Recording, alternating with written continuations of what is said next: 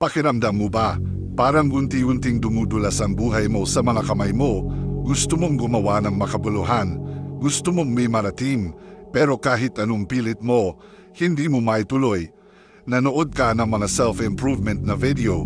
Ginanahan ka. Sumubok ka. Ilang araw, okay ka pa.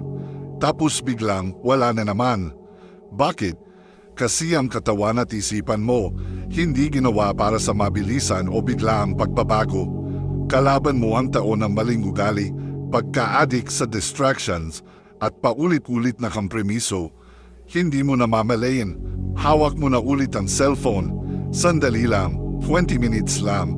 Pero yung 20 minutes, naging 2 oras. Na-hook na naman ang utak mo sa easy dopamine, instant na sarap, walang effort. Masarap sa pakiramdam, kaya nakalimutan mo na naman yung goals mo. Nakalimutan mo yung mga pangako mo. Nakalimutan mo kung bakit ka talaga nabubuhay. Paulit-ulit na lang, talo ka na naman.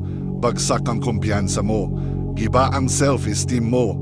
Sinasabi mo sa sarili mo, bukas, babawi ako, pero hindi naman nangyayari. Alam ko yan kasi dinaanan ko rin yan. Pero ito ang totoo. Hindi ito ang pagkakalikha sa iyo ng Diyos.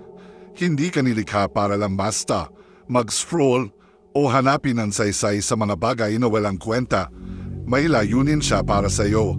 At ang layunin yon, kailangan ng gawa, ng disiplina at ng pananampalataya. At kung hahayaan siya ang gamabay, kaya mong makalaya. Kung handa ka ng bawiin ang kontrol sa buhay mo, itutulong ko sa iyo kung paano. Hakbang-hakbang. At maniwala ka, yung huling hakbang, yun ang pinaka-importante.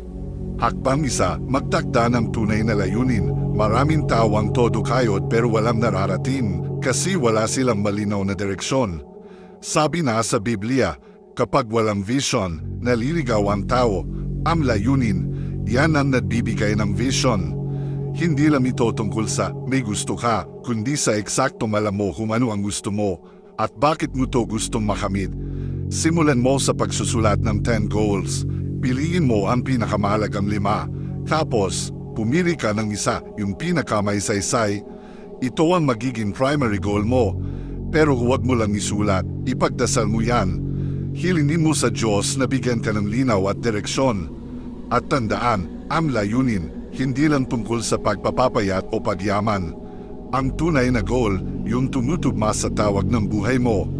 Bago ka pa gumawa ng kahit ano, alisin mo muna ang kalat. Bayaran mo ang utang mo, linisin mo ang kwarto mo, i-delete mo ang mga walang kwentang apps, i-off mo ang mga notification. Ang Diyos ay Diyos ng kaayusan, hindi ng kaguluhan.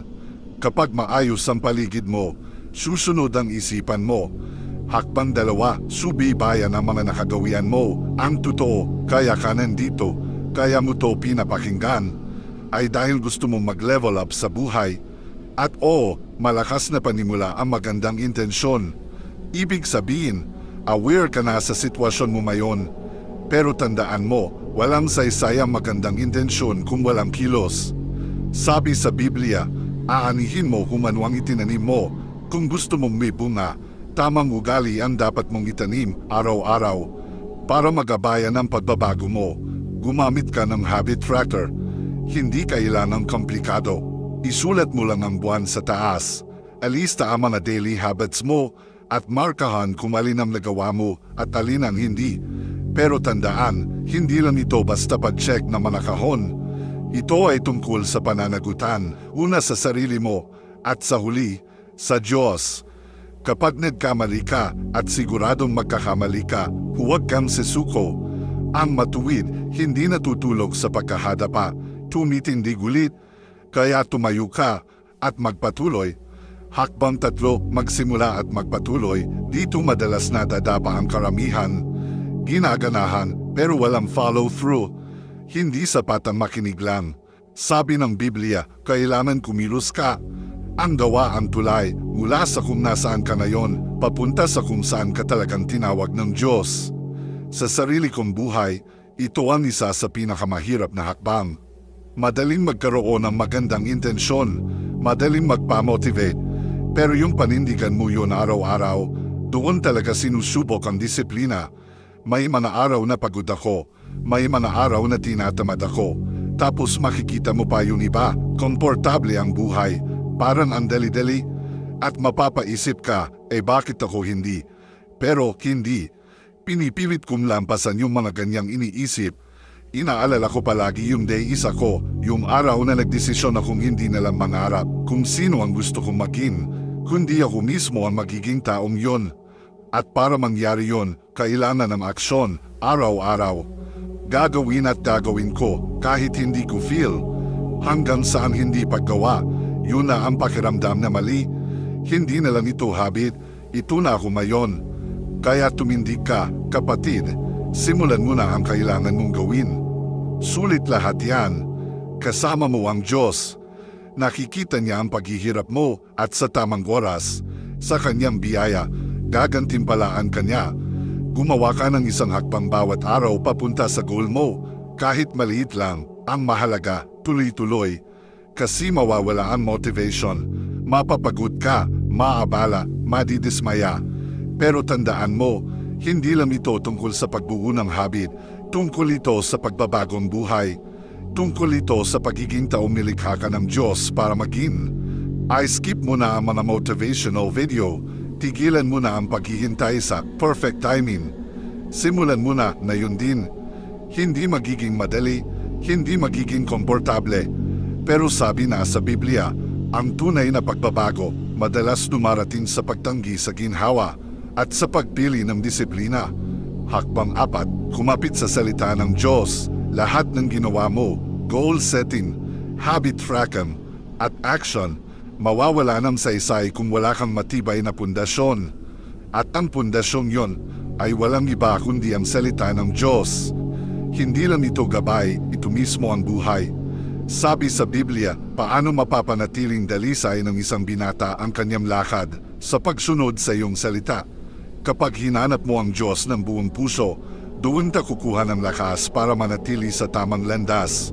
Punuin mo ang isipan mo ng salita ng Diyos at hindi ka na madaling hatakin ng tukso at kalat ng mundo.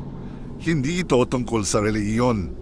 Tungkol ito sa relasyon, sa Diyos na lumikha sa iyo, sa Diyos na nagbibigay ng layunin, at siya rin ang nagbibigay ng tunay mong halaga. Ang kanyang salita ay katotohanan. Huwag kang paloko sa ingay ng mundo. Kilalanin mo ang katotohanan at makikilala mo rin kung alin ang puro kasinungalingan. Gawin mong araw-araw ang pagbabasa ng Biblia kahit isang talata lang. Isulat mo ito, pag-isipan mo, dalhin mo sa puso mo habang lumalakad ka sa araw.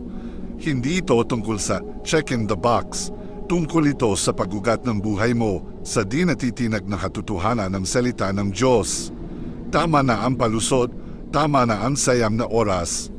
Sabi sa Biblia, gamitin natin ng tama ang bawat pagkakataon dahil maikli ang panahon.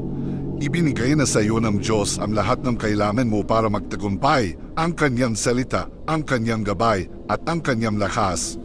Ngayon, ikaw naman, tumayo ka, kumilos ka, at simulang tahakin ang buhay na nilikha niya para sa iyo. Hindi mo lang mararating ang goals mo, magiging ikaw yung taong nilikha ng Diyos para maging ikaw. Tandaan mo, hindi lang ito tungkol sa mabilisang resulta o instant na dopamine hit. Tungkol ito sa pamumuhay na may layunin, para sa bagay na walang hanggan, para sa bagay na talagang may saysay. Naranasan ko na yang pinagdadaanan mo. Alam ko kung gaano kahirap. Pero pakinggan mo ako, sulit lahat yan. Yung maliliit na hakbang na ginagawa mo ngayon, araw-araw, yan ang magbabago ng buong buhay mo. Kasama mo ang Diyos, at sa kanyang biyaya, hindi masasayang ang bawat pagsisikap mo. Kung tumama ito sa iyo, pindutin mo ang like, at huwag mong kalimutan mag-subscribe para sa iba pang mga unfiltered na aral tulad nito. Tayo ang Sakdal Laya.